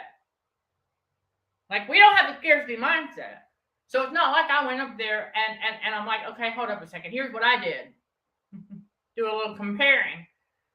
All right, so the store brand, same size bag, a little bit more expensive than this brand, same size bag, same beef.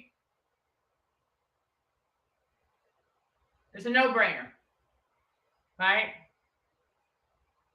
So you just, again, it's in how you do it. Now, next time when God says I'm going to get a larger size bag, he already told me where to go. He said, don't go there. He told me where to go.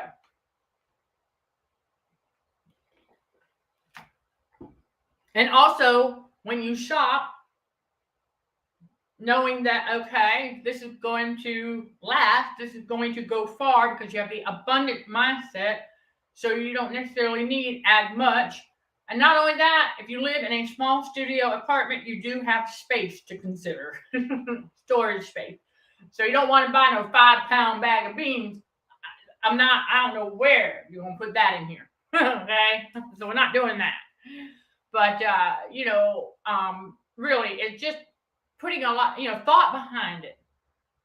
So we're busting that myth that the enemy wants people to think that eating healthier is more expensive, and it's not. It depends. It doesn't have to be. Depends on how, like you said, how you do it, where you shop, how you approach it, what's your mindset, what are you doing, what are you making, all of that. It really depends on what it is, because a lot of your fruits and veggies, if you take a look, it's not, what I'm saying? So for that pack of 3 zucchini, okay, so what? It was $4. But I only used 1 in the superfood. So then I've got 1 I'll use to cook, to have actual zucchini, and then I'll have 1 for another batch. That's abundant. That's how we approach. What's the value? I have enough to last. I've got an abundance for that. Right? It's $3.99, I think. But, okay, I'm looking at how far that's going to go. How abundantly that's going to bless. Okay? How abundantly that's going to feed us. When I say us, talk about the Godhead, feed the spirit. Of course, the spirit don't need food, but the biological body does. So there you go. And yeah, it is worth shopping around. Absolutely. When you first get started, I highly recommend doing that. If you're going to do this and you first get started, okay, at making that transition, yeah, and then take pictures, take notes, however it is, you know what I'm saying? Make mental notes on, okay, how you want to approach it. And then you also want to think about the amount. If you're doing it just for you, how much are you going to consume in one setting?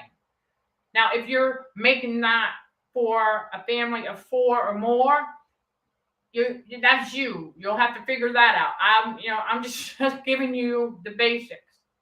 And so as far as your muscle mass and your goals, are you on a diet with the goal of weight loss in mind? Okay, so you want to think about portions a bit more. But you also have to keep in mind what's your muscle mass. You know your body, right? So therefore, I strive to get about 100 milligrams of protein in per day. Roughly around that, at least. If I get more, yay. But at least. And that's why beans are now being incorporated in a lot more of what we're doing. Dry beans, not canned beans. Now, if I do use canned beans, it'll have to be the no salt added. There's the thing right there. But for the most part, I would soak the beans overnight. Or like with black eyed peas, I just did a quick soak, rapid boil, let them sit for about an hour, and then cook them. So it's not difficult. And that's all stuff that I can do in between creating content and getting up here and serving the kingdom of God. So yeah, there you go. It really is. Deciding on portion and planning ahead. Also storage does. Yep. You only have so much cover space and refrigerator space. And then you also want to keep in mind that, depending on weather, depending on your refrigerator setting, and a lot of other factors, you want to keep in mind that if you get, now kale, when you get it, if it's fairly fresh kale, I don't recommend buying a huge bag. Okay, go and get the single like you saw in that photo, just one, right? Because that right there, for the large Ziploc bag at the freezer size, the gallon size bag, that little bit about filled that up. And I still have half of that left. First time I found that out, I brought this like large bag of kale already cut up. And I ended up throwing a good quarter or a little more than that away because it went bad before I could get to it all. So you want to keep those things in mind as well. So I said, okay, lesson learned. We're not going to buy the bag I've already cut up. We're just going to buy the one serving, the one that's got the, right. And then we'll tear the kale off of the stem. You don't want to try to, oh gosh, that stem. You don't want it. But cook it down. So I'm telling y'all, it's not complicated. And none of it takes that long. None of it takes that long at all to do. And so,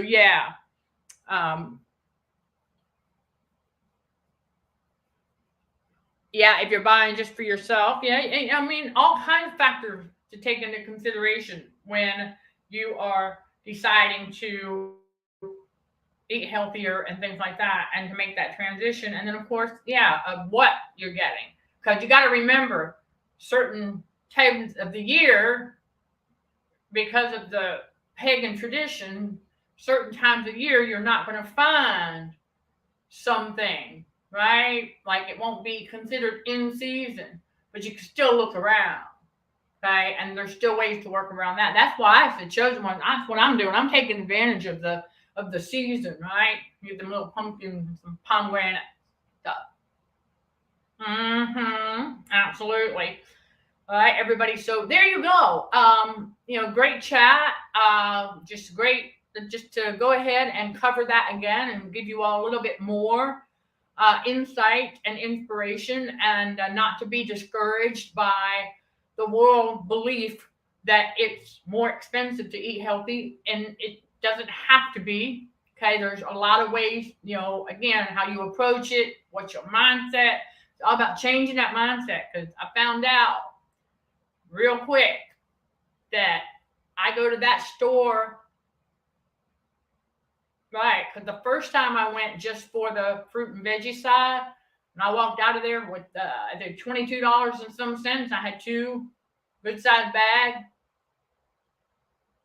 I was like, okay, hold up a second. And so I really started going, all right, yeah, no, it's not more expensive to eat healthy. It's in how you do it, how you approach it, where you do it, what you're getting, all kinds of things. Okay? Change that thinking. Don't let the world see, that's what the enemy wants, because the enemy knows that the healthier you eat, the faster you heal. The faster your body will get rid of toxins. Let that sink in. That includes metal toxins. And for anybody who is embarking on this, when you start transitioning to eating healthier, it is a detox mission, because that's exactly what your body is going to start doing. And so I'm going to give you a heads up.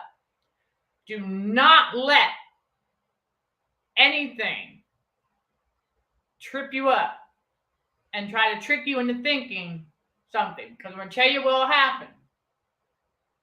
Chosen ones have a high tolerance for pain anyway.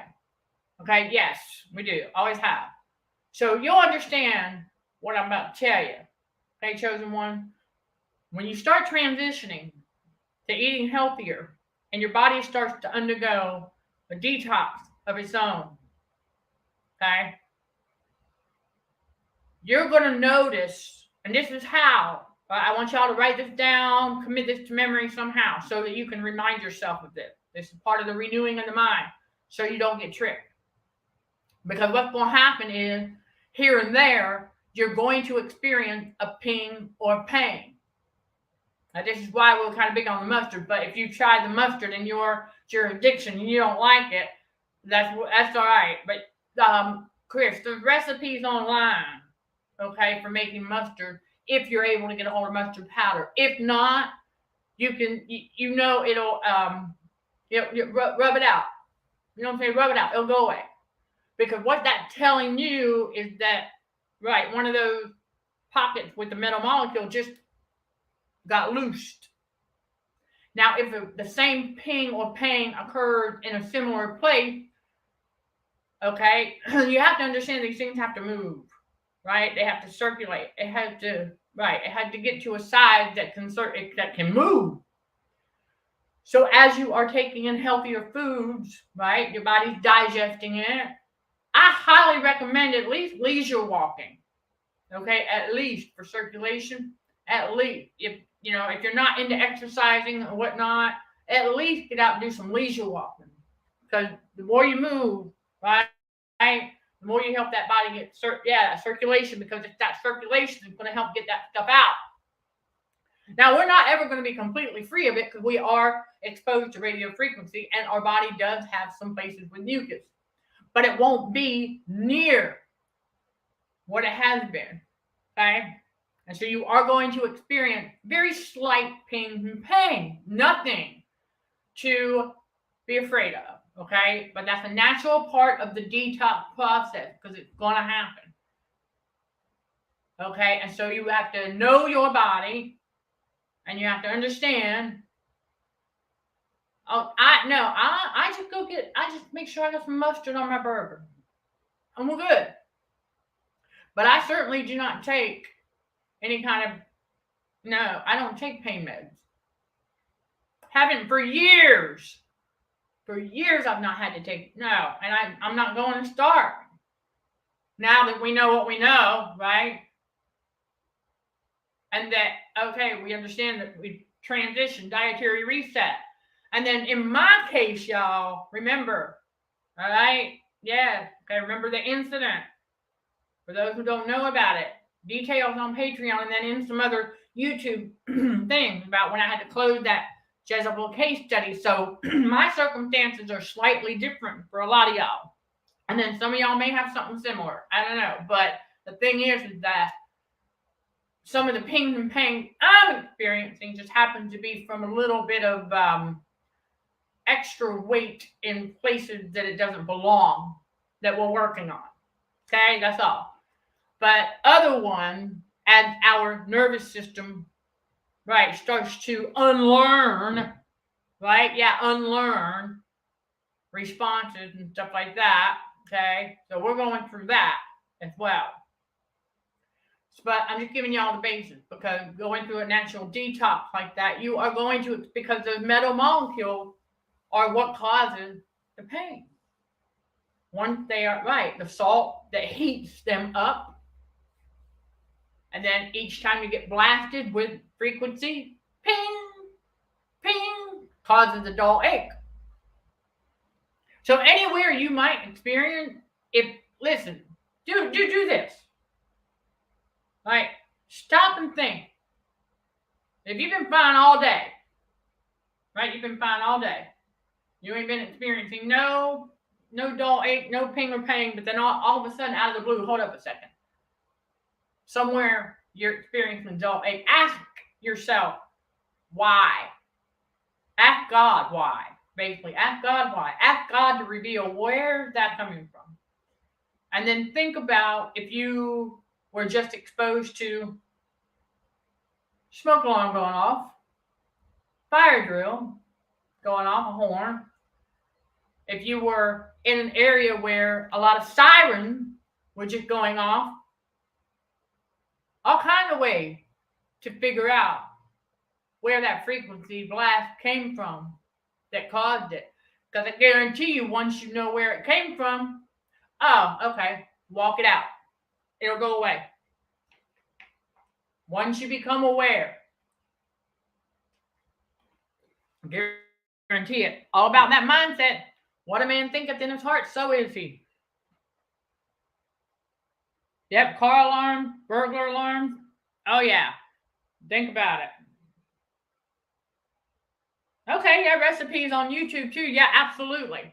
Yep, for Dijon and for, beer mustard. I haven't heard of that, but okay. But Dijon mustard will work. Right, the healthier a soldier you will be in mind and body, and the enemy does not want that. Exactly. Because healthy people are of no use to the M matrix, right? Oh, yeah. There you go. But that's it. Yeah, the enemy doesn't want that. That's why we're doing it. Because the enemy can't stop God. You know what I'm saying? The enemy cannot stop God. So it's like when God told me, he's like, all right, we're going to do this. And I said, yes. It's like I'm either all in or not at all at this point. And so slowly making that transition. So we've gotten it down now to where there's only 1, 2, 3, 4, maybe 5 condiments. Okay. And mustard being one, because he said, honey child, I just need you to get some mustard right now. Don't worry about the other stuff. I know you know how to make it, but you ain't got time for that right now. Okay, so there you go. And then let me go ahead and share with you how I found out that the pumpkin seed, if you're going to do any kind of squash, the seeds are edible. I did the research, and I was wondering about that, because I know pumpkin seeds are. And I thought to myself, okay, well, I wonder about squash, some acorn squash, butternut squash. And I pulled it up. I'm like, yeah, the seeds. When you cook those, you pull the seeds out. Yeah, I've got the pumpkin seeds sitting on the plate drying out. And so we're going to do our own. We're going to add those to our own snack mix. Yeah, there's another thing. Right? So, yeah, there's so many things that we can do better. You know what I'm saying? So many things that we can do for ourselves to protect, and to do right by God, taking care of this temple for the Holy Spirit. We want to do this. We've got to do this because it's what God wants. So what God wants is what God gets. And he also gets all the glory for it. So there you are. All right. And, yeah, we just got to keep on keeping on, everybody. Okay, so we made it once again to the 2-hour mark. I know, because it's Friday evening.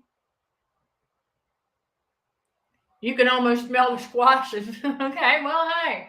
And I'll go ahead and tell you that the butternut got a nice natural sweetness to it. The acorn squash, not quite as sweet, but a very soothing very soothing.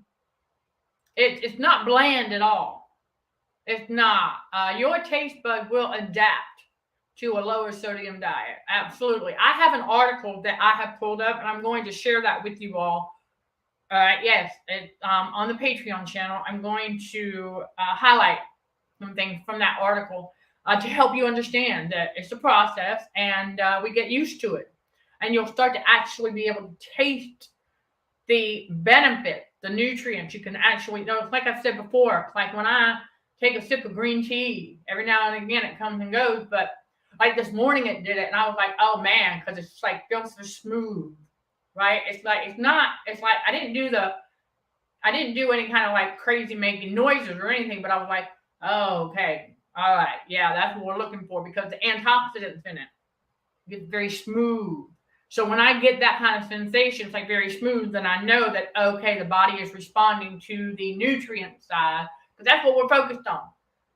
When we eat, we are focused on the nutrient, and potassium being one of the nutrients, and the protein. And that's what we're focused on. And so being more mindful of what we put in the body. So we welcome y'all on this journey with us. Okay, for those who want to take on the challenge, it gets easier.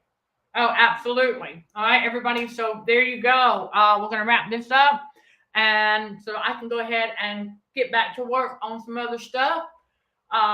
You all. So don't hesitate to reach out with any questions you may have about anything that you learned throughout this video. All right. And you catch it on the replay. You leave your comments in the comment section, obviously.